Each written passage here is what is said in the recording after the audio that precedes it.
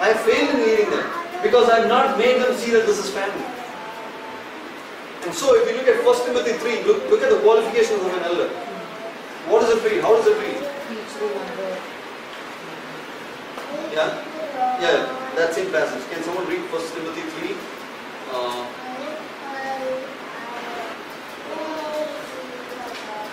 Paul says, 1 Timothy 3 verse 2.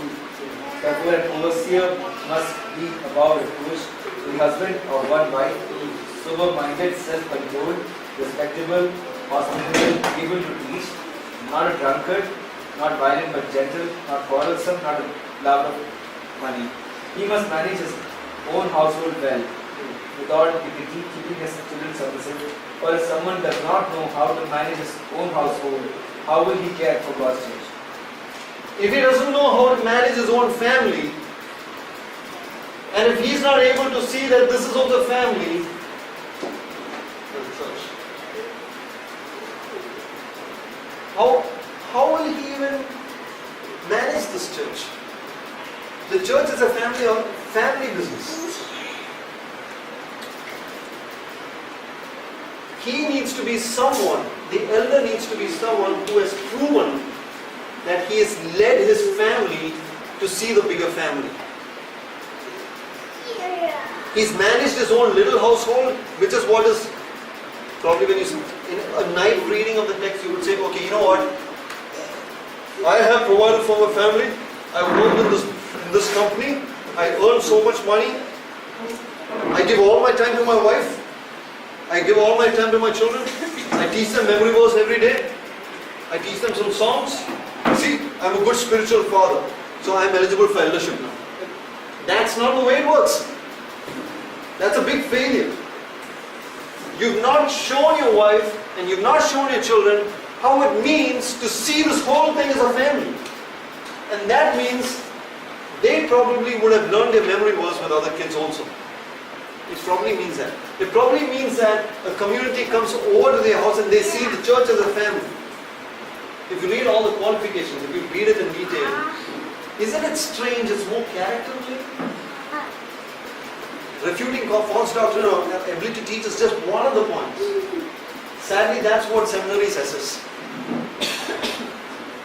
Grades in just knowing the right things. Not quick to anger. Okay, not greedy for money. All these are indications that this person is a very hospitable guy. In fact, hospitality is one of the qualifications. He needs to be hospitable. If you study the root word of that hospitality, it's being hospitable to strangers. Basically, all the qualifications of the elder, primarily the primary emphasis has been that he is a kind of man who's winsome, who's influential. People will come over to his house, he's hospitable, he's not quick to anger. Imagine you come to my house and I'm like always getting angry with you guys and I'm like, you know, kind of guy. Do you think anyone will come to my home after that? No.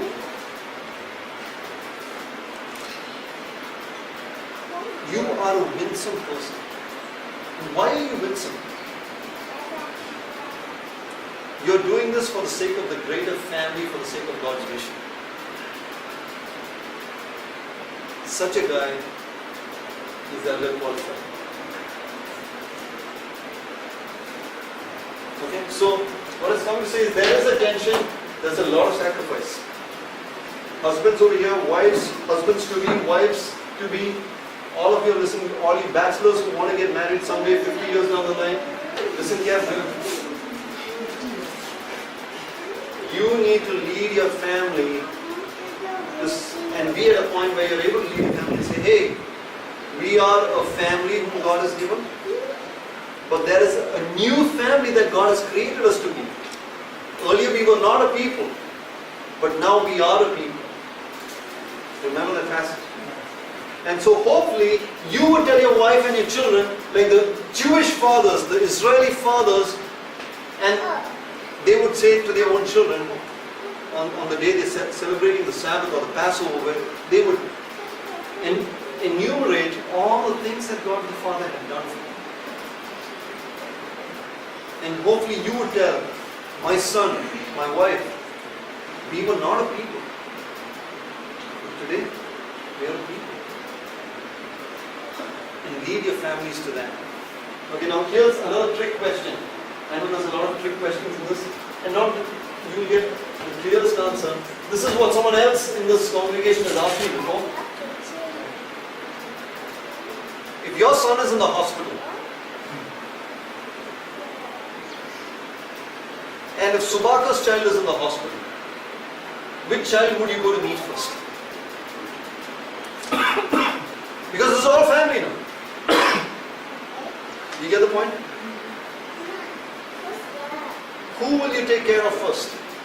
If you're saying this is all family. We are trying to say one is a family, it's a physical family. Okay? One is a physical family, physical. And the other one is like, the other one, Peter says it's a spiritual family. One is, it's just there, you're living together and everything. The other one is by faith. This is a faith family. Hopefully your wife and your children also become part of this faith family. So as I was meditating on this, I was just looking at 1 Timothy 5. Now 1 Timothy is like a great passage to understand how family is and how do we deal between the complexity of these two, physical family and spiritual family. Okay? 1 Timothy chapter 5.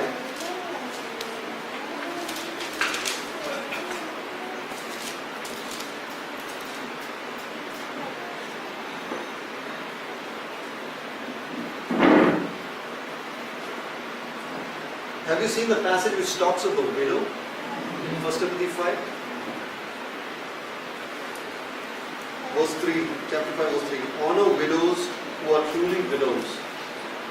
But if a widow has children or grandchildren, let them first learn to show godliness to their own household and to make some return to their parents, for this is pleasing in the sight of God.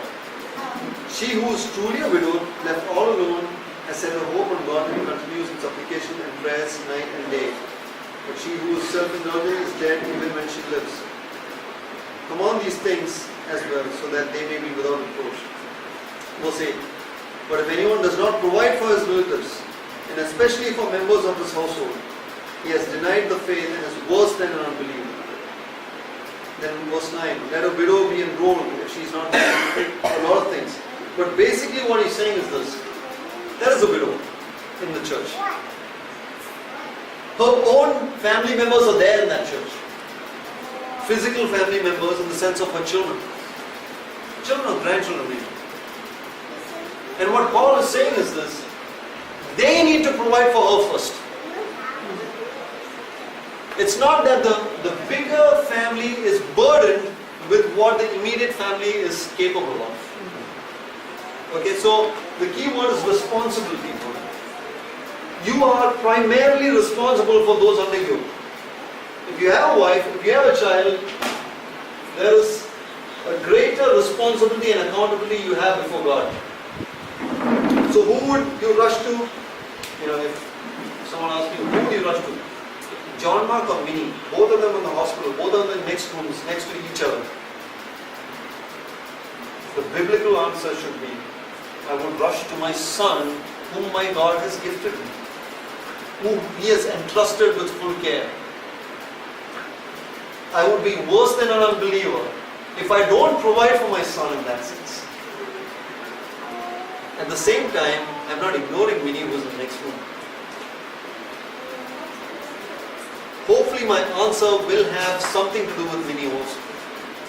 Where I say she is family, but thankfully Subbu is there to take care of her. I'll first attend to my own son's need in the hospital and I'll rush to Minnie after that. You get it?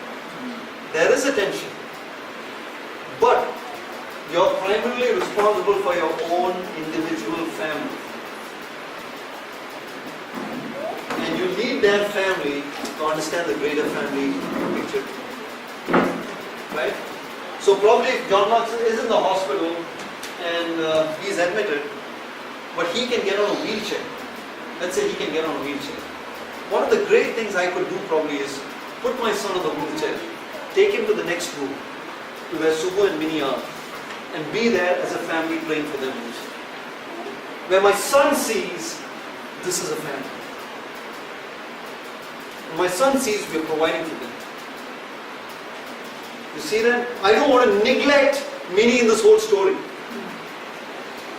But I'm primarily taking care of my son, and I'm leading my son, even at that time, leading him to understand who is family, who is the faith family. And that's what the Spirit of God is going to use to draw him to, and expose him to who this God is. And then when you tell him the next day, son, we were not a people. God made us a people. Let's pray. Dear Jesus, I thank you, Lord, for making us a family. You're so good to us. We were not a people. We were not a people. We were enemies to you. We were rebels. We had our fists and our fingers pointed against you. But oh Lord, I thank you for you came around us and you took us. And you made us your people despite of who we were. And that you forgave us. We love you. We love you for it. Oh Lord, I pray for Mark as a family. I pray, Father, that we understand this more. And Lord, by faith, we would be able to live this out more, Lord. I rejoice for the way you have already transformed many of our lives. Lord, oh Father, I pray, Lord, that we would reach this point where outsiders will see the love we have for one another and say we are the children of this God because of the love we share. Oh Lord, let that be the best defense of the gospel we're trying to proclaim. Thank you, Lord, for choosing us to be part of your family. You are our God, and we are your people, and forever that shall be our praise to you. All this we ask in Jesus' precious name. Amen.